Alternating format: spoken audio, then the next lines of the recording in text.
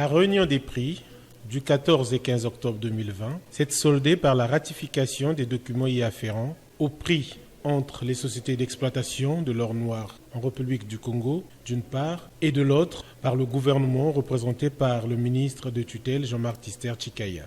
Telle est la moisson des 2 jours de ces retrouvailles de Pointe-Noire. Cette activité tournante a été organisée cette fois-ci par la société Total EP Congo. À ce propos, son directeur général dégage l'intérêt de celle-ci en ces termes. La société Total EP Congo est honorée d'organiser la réunion des prix du 3e trimestre 2020.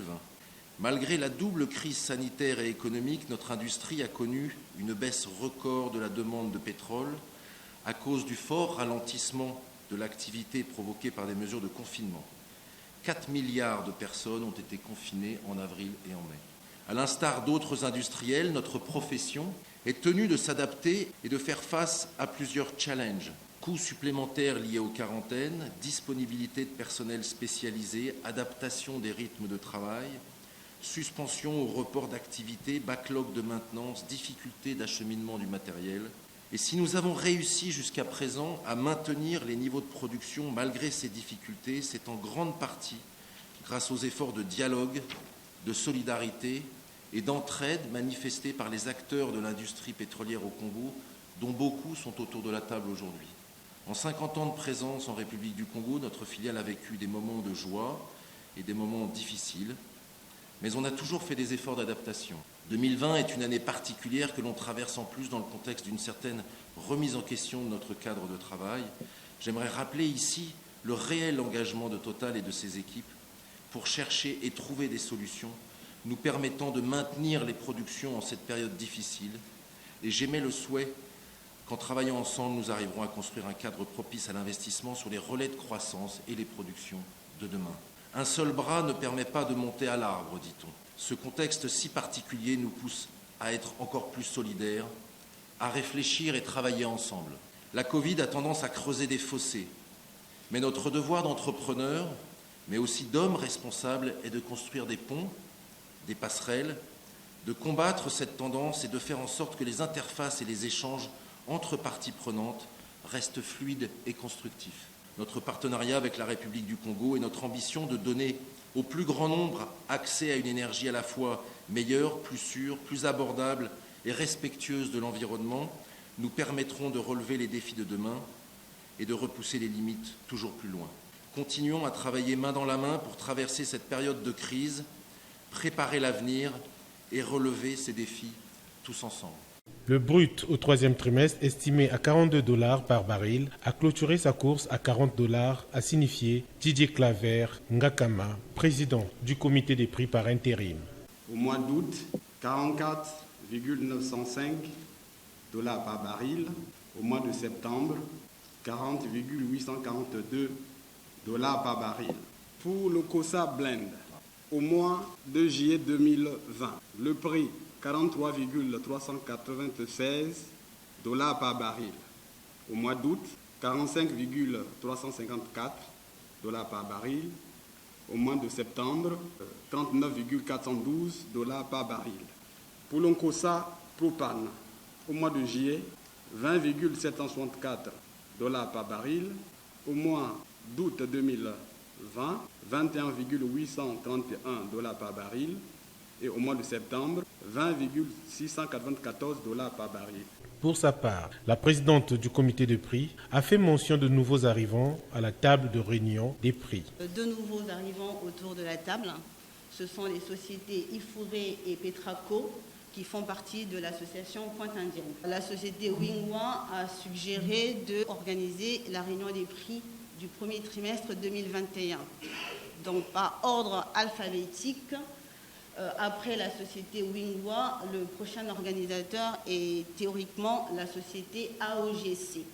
Donc, après concertation avec la société AOGC, la société AOGC étant d'accord pour organiser la réunion des prix comptant pour le 4e trimestre 2020, donc nous pouvons noter ici que la prochaine réunion des prix qui aura lieu les 14 et 15 janvier 2021 sera organisée par la société AOGC en lieu et place de la société Wingwa. Armel Ngo, chef de service valorisation, a donné lecture des prix arrêtés dans le communiqué final dont voici un extrait. Ainsi, les moyennes trimestrielles des prix fixés des hydrocarbures produits en République du Congo, arrêtées au cours de la réunion des prix du troisième trimestre 2020 en dollars par baril, se présentent comme suit. Geno Mélange, 43,5. Kosa Blend, 42,7. Yombo, 44,9. Kosa Butane, 31. Kosa Propane, 21. Geno Mélange, 0,3 par rapport au brand daté. Kosa Blend, 0,2 par rapport au brand daté. Yombo, 1,9 par rapport au brand daté. Kosa Butane, moins 0,1 par rapport au butane Nord-Ouest Europe. Kosa Propane, 0 par rapport au propane Montbellieu. Au troisième trimestre 2020, la moyenne des prix fixés des hydrocarbures est de 43,2 $ par baril pour un différentiel moyen de 0,3 $ par baril.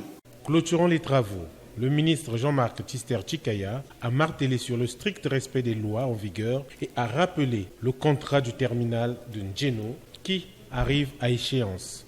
Après l'effondrement de la demande le trimestre dernier, ayant entraîné une chute vertigineuse des cours du brut, le troisième trimestre 2020 est marqué par une reprise graduelle de la consommation mondiale de brut et de produits raffinés qui maintient le cours moyen du Brent autour de 42 $ le baril. Le baril de pétrole brut se vendait encore au-dessus de 60 $ en début d'année, avant que les effets négatifs induits par ce virus ne cristallisent le monde.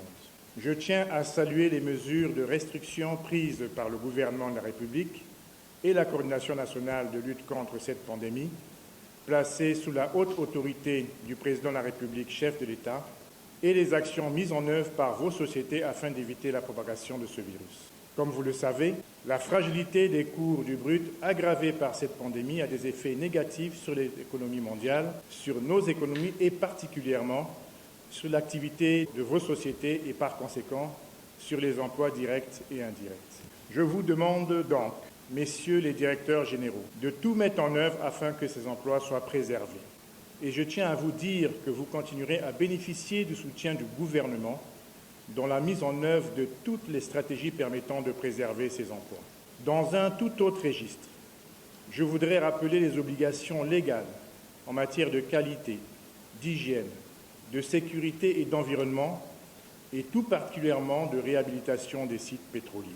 Force est de constater que certains champs matures, dont les permis d'exploitation arrivent à échéance, n'ont aucune provision constituée à cet effet.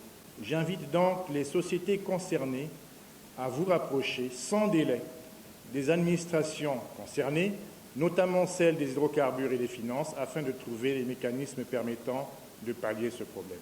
Par ailleurs, je vous informe que la Banque des États de l'Afrique centrale, BEAC, et la République du Congo ont finalisé les négociations et travaux relatifs à l'ouverture des comptes en devises pour la domiciliation des dites provisions.